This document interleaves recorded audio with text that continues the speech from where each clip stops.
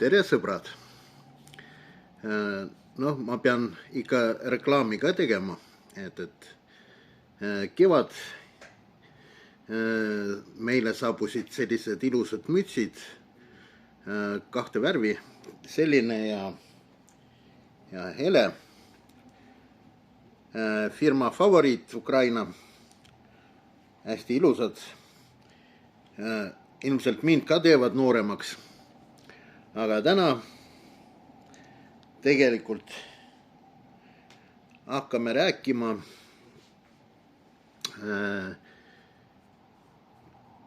punutud trossist. Varem ma olen teinud videosid, mõned inimesed on näinud. Seda kasutatakse haugipüügiks ja sellepärast, et tavaline tross peletab ahvenat, tahaks ahvenat saada. Selle trossi ma mõtlesin ise välja. Ma vaatasin esiteks, vaadake laeva otsad, need köied, mis hästi vastupidavad on. Nad on kõik punutud ju.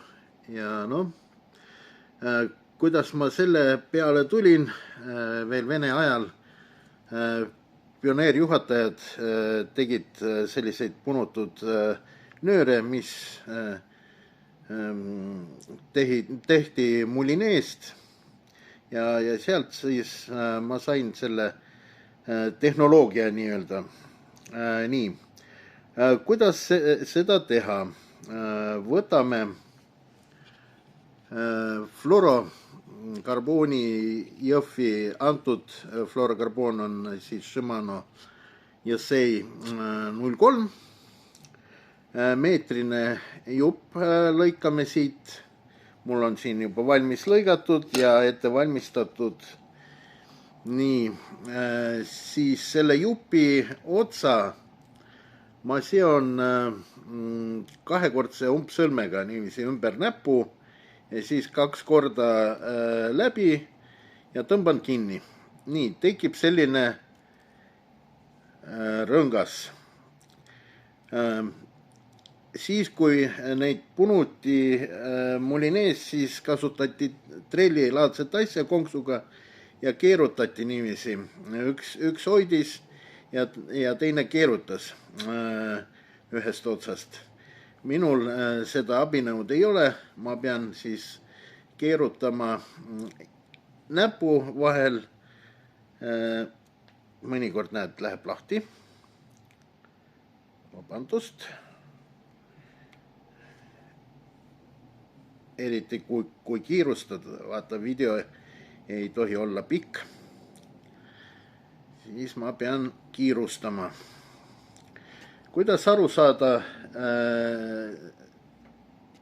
õige pinge või ei ole? Mina teen niiviisi, et kerin seda nii palju, et mul hakkab näpp haiget saama, et selline pinge tuleb sisse sellel nööril, tähendab jõhvil. Kõige parem muidugi oleks 0,28. 0,28 diameeter on kergem kerida.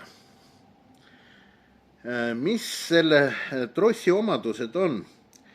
Üks omadus on niiviisi, et ta on ju punutud, aga punutud see tähendab, ta on vindi moodi ja kui haugihammas läheb vastu seda trossi, siis ta nagu libiseb mööda seda vinti.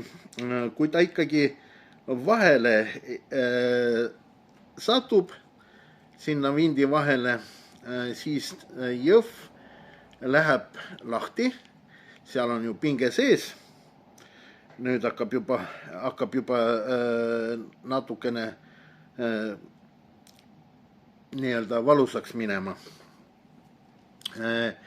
Ja kui pinge sees, siis haugihammas lõkkab selle jõhvi lahti ja kui ta välja tuleb, siis see jõhv läheb tagasi. Vot selline süsteem. Nii, nüüd on põhimõtteliselt valmis.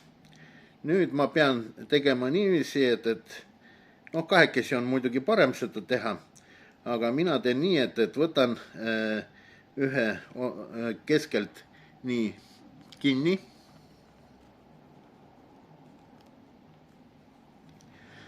Ja nüüd kerin niipidi seda trossi,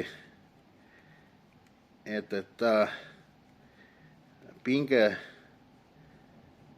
vaikselt läheks ilusti niiviisi, et ei tuleks praaki, et hakkab juba looma midagi, näete siin. Nii, ja nüüd vaikselt lasen lahti. Nii, nüüd võtan selle otsa, see, kus on see, kuidas ütelda, liitekoht või, ja teen sama, mis ma alguses tegin, teen kahekordse umbsõlme ümber näpu ja 2 korda läbi.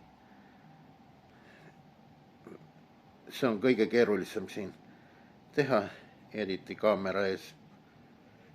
Nii.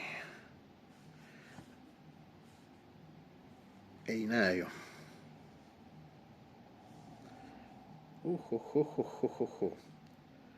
Üks kord läks ilusti ja teine kord siis streigib. Ei taha see ots läbi minna. Üks ots läheb, teine ei lähe. Nii.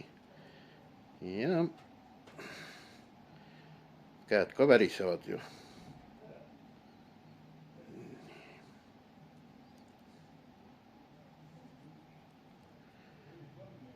Jõhker.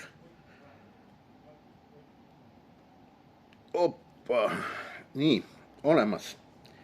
Nüüd lõikame üleliigse ära. Ja ma ei tea, on näha või ei ole, aga selline sõlmekene on siin ja teises otsas on selline aas. Nii, mis ma edasi teen? Võtan tavalised karabinid.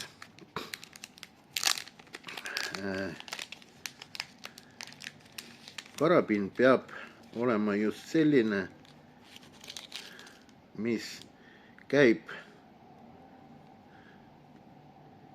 lahti. Niimoodi, ma ei tea, näha on või ei ole, aga pärast ma teen äkki pildi.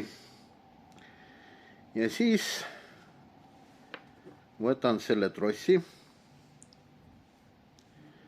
ja ajan selle karabini siia otsa.